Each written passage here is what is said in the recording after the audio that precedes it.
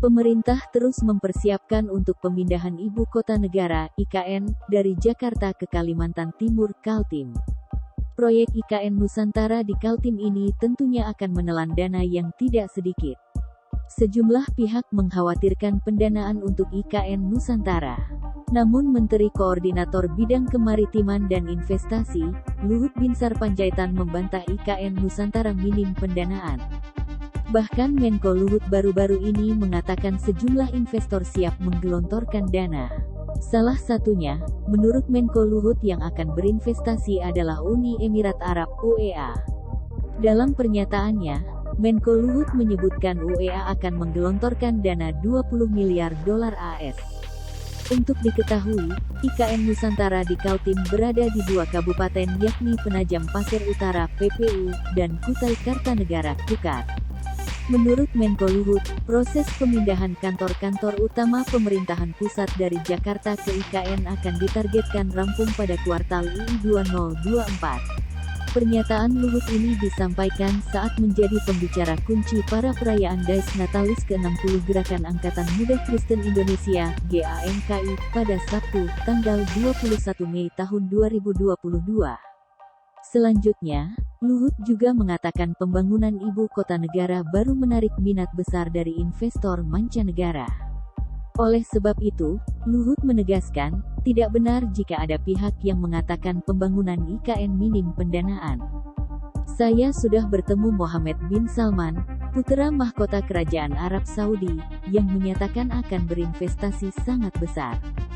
Selain itu, Uni Emirat Arab melalui Indonesian Investment Fund juga menyiapkan investasi 20 miliar dolar AS, ujar Luhut seperti dikutip dalam keterangan resminya, Minggu, tanggal 22 Mei tahun 2022, seperti dilansir tribunkaltim.co dari kompas.co. Menurut dia, Ibu Kota Baru Nusantara diperuntukkan bagi generasi muda yang akan menikmatinya di masa mendatang. Desain kota ini tak akan kalah dengan pembangunan kota modern Neom di Arab Saudi, Dubai di Uni Emirat Arab, serta Shenzhen di China. IKN will be world class city for all. Sudah banyak pihak memberi hormat atas konsep kita membangun ibu kota baru, kata dia. Luhut menambahkan, saat ini pembangunan Indonesia jauh lebih merata. Industri baru banyak tumbuh di Kalimantan, seperti pembangunan industri energi baru di Kalimantan Utara, serta pembangunan Ibu Kota Negara di Kalimantan Timur. Oleh karena itu, ia meyakini, investasi tak lagi hanya berpusat di Pulau Jawa. Dia pun berharap semakin banyak generasi muda yang bisa berperan mendorong perekonomian Indonesia. Investasi yang dulu hanya berpusat di Jawa dan Sumatera, kini tersebar ke berbagai daerah lain, termasuk Kalimantan.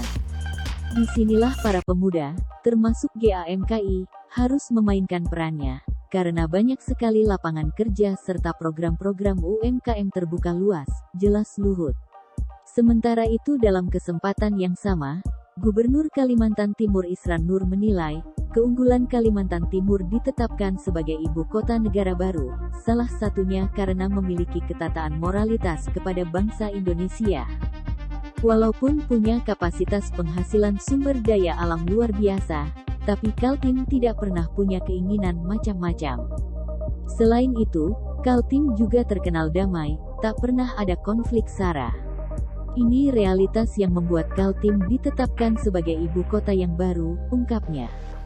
Ia mengakui, bahwa saat ini memang masih ada pihak yang menolak pemindahan ibu kota dari Jakarta ke Kalimantan Timur. Namun, Isran menilai, jumlah penolakan lebih sedikit ketimbang jumlah pihak yang menyetujui pemindahan ibu kota negara. Kalau ada yang bilang 25.000 tokoh menolak pemindahan ibu kota, berarti masih ada 277 juta lebih yang setuju. Dalam demokrasi, pro dan kontra itu hal biasa, tutup dia.